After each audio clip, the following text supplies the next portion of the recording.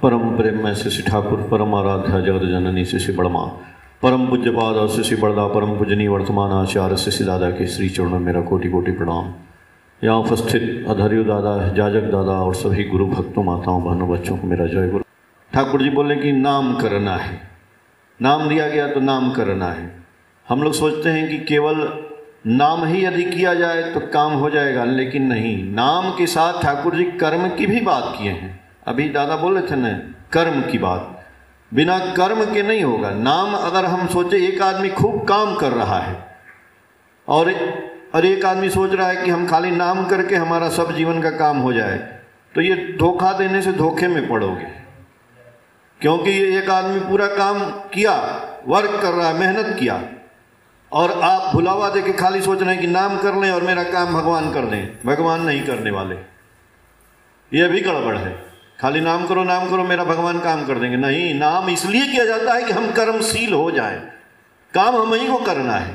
ठाकुर जी बस नाम करने से हमको रास्ता बताते हैं और कुछ होता नहीं है। भाई गुरु का क्या काम है? हम चाय बना रहे हैं तो चाय जल रहा है, भगोने में है, तो हाथ से उठाने जाएंगे तो हाथ जल जाएगा। तो बीच में हम एक चिमटी लाते हैं, उससे पकड़ लेते हैं, वो गर्म है लेकिन उससे उठा लेते हैं। तो गुरु जी का काम वही चिमटी वाला है, वो चिमटी बीच में है, आगे है विपत्ति आपत्ति, बीच में गुरु जी आ गए तो हम भी सेफ है। देखिए वो उठा लिए, उससे बहुत ज्यादा नहीं। तो गुरु जी हमारे और आपके बीच में हैं। जैसे एक कुत्ता है, एक मालिक ने पाला है, पालतू कुत्ता है, तो यदि खूब बढ़िया मालिक है उसका, पालतू उसी की बात मानता है, आप उसको कुत्ते के पास रसगुल्ला रख देंगे तो नहीं खाएगा। जब उसके मालिक बोलेंगे तभी खाएगा।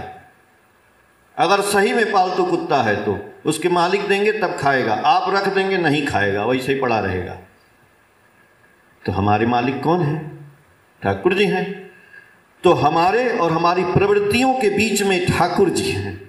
बोले ना, आगे प्रवृत्ति है, इधर हम हैं, बीच में ठाकुर जी हैं। तो जब हमको लोभ कोई दिया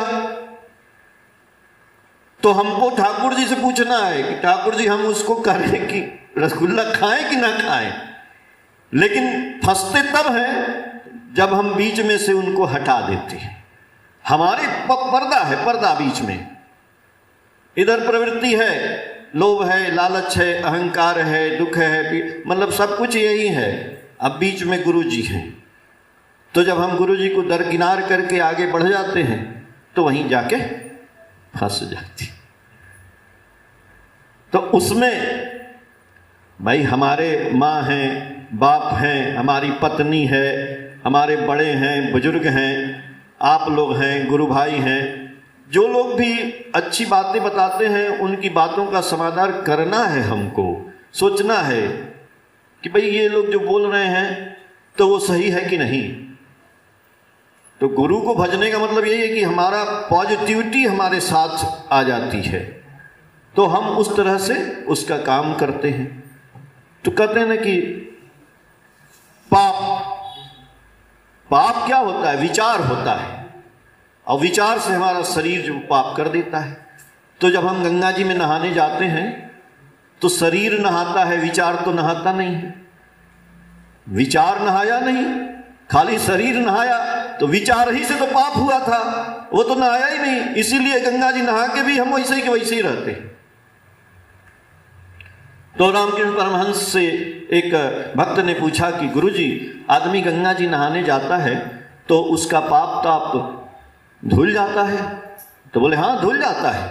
तो बोले लेकिन गुरुजी जब वो नहा के आता है तो फिर वैसे का वैसे काम करता है, तो गंगा जी नहाने से क्या फायदा? तो रामकृष्ण परमहंस बोले कि नहीं, गंगा का इसमें दोष नहीं है, गंगा जी ने उसको धो दिया था। तो बोले तो गुरुजी फिर काहे वो ऐसे ही करता है?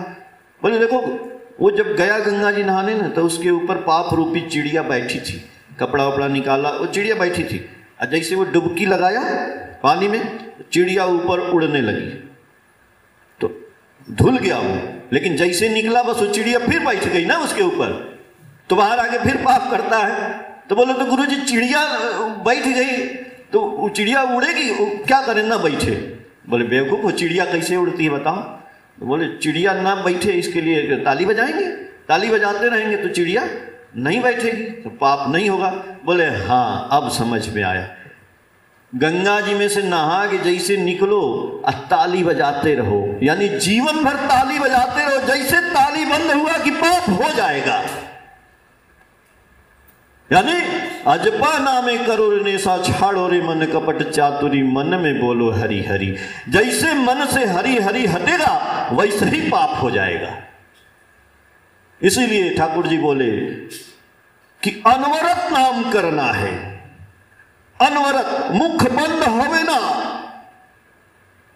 ठाकुर जी बोले हम तो आपको अमृत दे दिए हैं। अमृत महाराज, तो अमृत क्या होता है? पीने से आदमी अमर हो जाता है, लेकिन आप पीते नहीं हो। वही रामकृष्ण परमहंस वाली बात बोले कि आपके मुख में मैंने डाल दिया है, आपके हाथ में दे दिया, मुंह में भी डाल दिया है। तो मुंह में डालने से नहीं होता है। बच्चा छोटा होता है ना, जब उसको आप दवाई पिलाएंगी ना तो ऐसे मुंह में लिए रहेगा, जब मम्मी हटेंगी बस ऐसे उल्टी कर देती। मम्मी कहती अरे ये फिर उल्टी कर दिया, डाल इसके मुंह में, जबरदस्ती डाल। छोटा बच्चा है, जब वो इतना चालाकी कर सकता है तो हम भी वही करते हैं। गुरुजी अमृत वाला नाम दे दिए हैं, लेकिन हम उसको यहीं तक रखते हैं और इसके नीचे नहीं उतारते हैं। तो गले में क्या रखा जाता है? भगवान शंकर ने विष रखा था यहीं गले में, तो अमृत भी विष हो जाता है जब हम उसको नीचे नहीं उतारेंगे। तो ठाकुर जी बोले कि हम तो आपको महाराज अमृत दे दिए, गले में भी डाल दिए, मुंह में डाल दिए, तभी भी खाते नहीं हैं।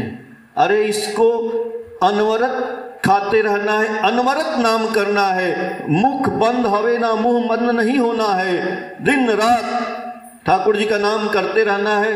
बोले कैसे?